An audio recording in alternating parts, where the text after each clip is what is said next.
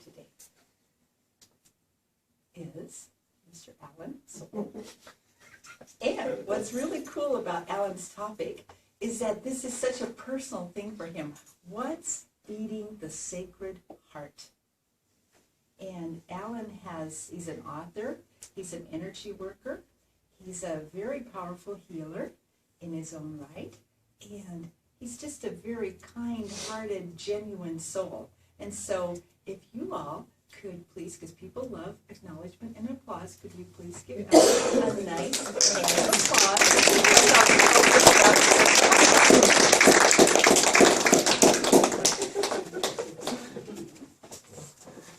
Wow.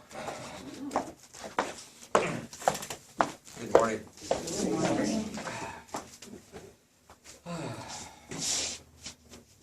Before we go into the mind and the discussion of the divine heart, I want to take a moment to experience the divine heart. So if everybody would just close their eyes for a minute, and also double check your cell phones, please, and make sure that those are turned off.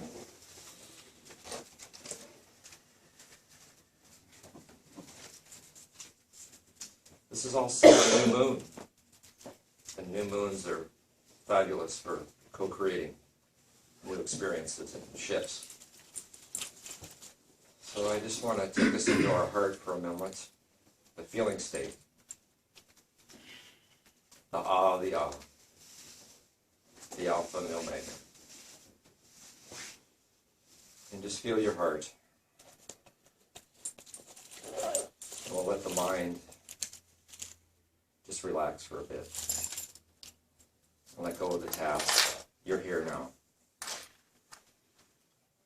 So I just open up this porthole of love and appreciation and the honor to be here with everyone this morning, and the deep commitment that everyone has made to their own spiritual progress, their conscious progress, their life experience to give more light to this planet, and service and generosity and compassion and kindness, and to be most loving to self. Just take a breath and let it out. Take another breath.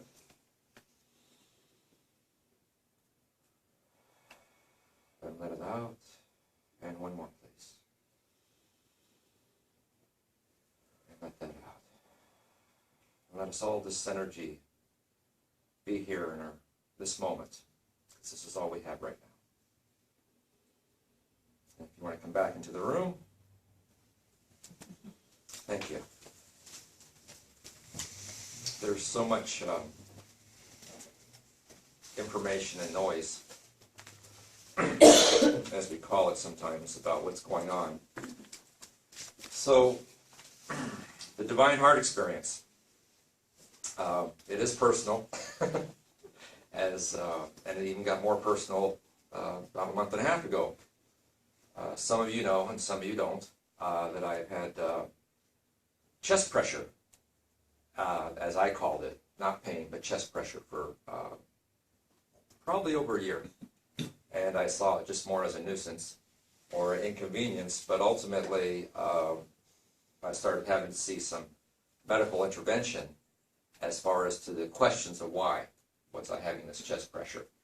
And it evolved over a fairly short period of time, and I discovered through some stress tests and some EKGs, and I'm not in the medical model primarily, but I do have appreciation and respect for it, and I think we all need to always allow for our highest and best healing to come from wherever it's going to come from, and sometimes it's a mix, and not to rule anything out. And so the short story to all my heart adventure was that after 3 stress tests, I ended up performing really well. That was the good news. They gave me information that said I was, as a 58-year-old gentleman, I was experiencing a heart of a 30-year-old as far as under stress. But there was some blips. There was a few blips on the waves that allowed for even more dissecting of my situation to come along. And ultimately, about a month ago, I had an angiogram. And I want to acknowledge that, again, the medical intervention, my cardiologist said to me, this was on a Tuesday, wouldn't you like to get to the bottom of this? And we're still a little bit ambiguous. And so the angiogram is a definite test to find out whether or not you have any blocks in your heart and exactly where they are. And so there was some mapping that was already done on the previous test, but ultimately the angiogram, and I said, well, you know what, if the insurance will cover it, I'm all on board because I'm ready to move on. I don't want to carry this story anymore. And so that was cleared, and I went in for some blood work, and so that was Tuesday. I saw him. Thursday, I'm in Providence, the heart department, and going through the prep for the angiogram. And I got to say that the support of all the nurses and the whole experience was extremely loving. I was literally blown away by their commitment, their care, and their tenderness and compassion to relate that this was a big deal and that they were doing everything that they humanly could, along with the technology and the sciences, to give me the optimum experience. And I was grateful for that. And I actually met the doctor that was going to do the practice, and I said, hey, I need to catch you up for a minute. And I said, here's the deal. I previously said, you can look, and if you find something, I want to know about it, but you ain't putting nothing in my heart until I have a little bit more research time. And so that was what I left my cardiologist with on Tuesday, and that was the order for when I went in on Thursday. And through some other experiences, and this is what kind of ties into the talk, is that the divine heart is a multidimensional experience. And it is my theory or core belief that has expanded that the more elements that we expand on, that we're coming into the Sacred Heart of who and what we are with even more and more clarity. So when I met the cardiologist, and two things that happened was that in the midst of this, one, I was shocked that I possibly had a heart issue because my lifestyle didn't really reflect that from a dietary standpoint and exercise and all those good things that I've been doing for myself. However, in the midst of all those testings, the CAT scan also revealed that my lungs were cloudy, one in particular. So, two things that I perceived that would never happen. One, I would never have cancer. Two, I would never have heart disease. Just because I just did. And so the long story short to that was that I had to go back in and have another CAT scan for my lungs because one was cloudy and indicating of something that was awry or possibility of that. So when I left the cardiologist and went downstairs to get a new CAT scan, prior to that, a divine intervention happened with the guy that was doing the CAT scan that I had an earlier chat with about a month and a half ago when he had done the calcium score test, which is a pretty cool test to have, and very inexpensive actually, and anybody can get one for about $100 at Providence, which gives you an indication of if you actually have heart disease in your heart. And that's without insurance. It's just, it's a, as they call it, it's a lost leader for Providence Hospital. But they figure if you have a high calcium score, you'll have more intervention. And I share that because as many of us are maturing, I think it's really important that our wisdom and our experience stays on the planet as long as we can, unless we choose to check out. And I'm not in any hurry to do so myself. So anyway, I'm having this chat with this guy that's going to do the CAT scan of my lungs, and I had a little bit of a conversation with him before, and he goes, what are you doing back here? And I said, well, I'm getting ready for an angiogram tomorrow, and he goes, no shit. And I said, yeah, really. And he goes, who's doing it? And I said, I don't know. I said, it's not my doctor. I said, it's this other guy. I haven't met him. And he goes, I said, but I have his name here on the paper. And he looks at it, he goes, oh, that's who did mine. And I go, you had one? He goes, yes. He goes, and this is where the divine heart comes in, because the things that were happening, our minds have a tendency to want to scale everything. And especially if we have lots of experience, we have lots of knowledge.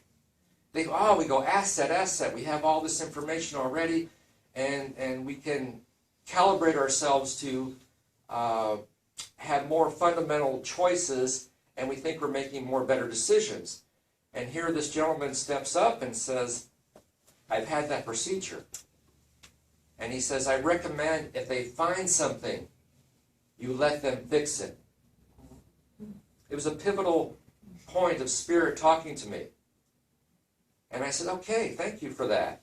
He goes, the next day, he says, I felt much better.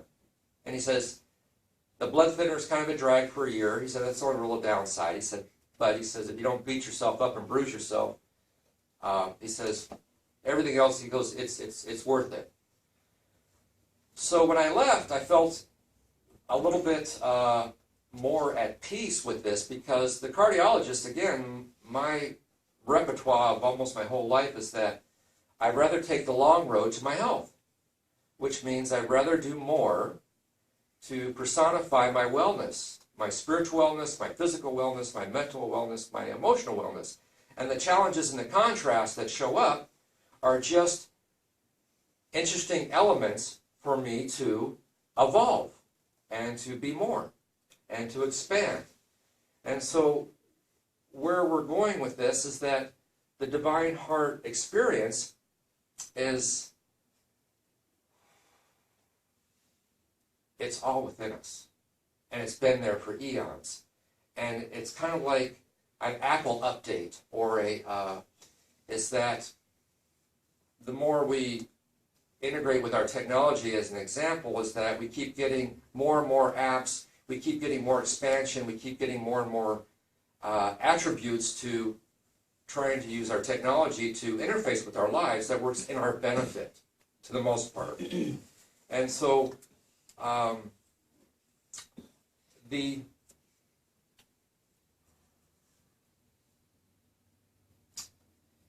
energetic assumptions through the mind alone, and I love the mind, cannot scale the divine heart alone. And ultimately, what I discovered a couple of years ago, I was doing a healing session, and this was in Canada, and I was working with my partner, and we were working on this woman, and all of a sudden, it was almost like a holographic, we saw a Merkaba in her heart. And the Merkaba is the balance between heaven and earth. And it's the two triangles, one's up and one's down, but they interface into each other. And so we were like doing this healing work, and I was like, oh, we're uncovering her Merkaba. And that was a interesting experience, because as we did the energy work and opened and expanded, cleared off the dust or the debris, she shifted immensely. And it was almost like her chest cavity, her physicality expanded. And so that was kind of a precursor that I started going down this thought that we all have Merkabas in our hearts. And that scale allows us to go into the 5D and beyond. And I've gotten in the past that the brain can scale multidimensionally. We can go past 3D, and we can go 5D with the brain. When the heart is included as part of the sacred Trinity, as another element, the interfacing of these two scientific, spiritual technologies, or however you want to phrase them, starts to create another vibrational shift, another vibrational interface. And so as I'm going through this process, this intimate process of getting my own heart worked on and the angiogram, I was really aware and also kind of confident that this was the road I was supposed to go down. And there was a moment of doubt when I first got the calcium score. I was kind of like, you know, we have, and I'll speak for myself, I have a default systems that sometimes allows for me to think the lesser versus the greater. Not sure if any of you guys have that in common. But what that means is that when something happens, the little self, the lesser self might say, okay, Alan, what did you miss? What didn't you get? What chapter did you not read in the book? Because you seemingly have a lot of information, and so it was a default of saying, I erred in some way. And I think that's part of our human experiences. And as we evolve, we have a tendency not to lure into those maybe knee jab, reflexes that we panic or we go, oh, okay, we blew it again. So what I'm bringing that in is that I held on to the aspect that actually my heart was performing way above norm, and that probably was the energy that was allowing me to carry and seemingly live a pretty normal life and still exercise and I've been doing yoga, pretty intensely hot yoga and mountain biking and stuff like that, which, are like thrills and joy for me. That's the things that really, I cannot imagine a life without exercise, without engaging in it. That would be a bigger disappointment than I would want to go down that road. So, as I said, this was a very intimate process because I'm going, okay, the stage is set for something really ultimately to come out of all this. That was ultimately my belief. However, the journey was definitely going to be mysterious and have some surprises. So I met the surgeon prior to the deal. I'm all prepped. I'm just hanging out. And he says, I may not find a block. And he said, and you may just need medication. And I said, well, I want to go back to that statement that I made with my earlier cardiologist and said, if you find something significant, fix it. I said, because your orders, he said, well, they said I could only look. And it was great because I felt like I was co-creating my healing experience and I had some control.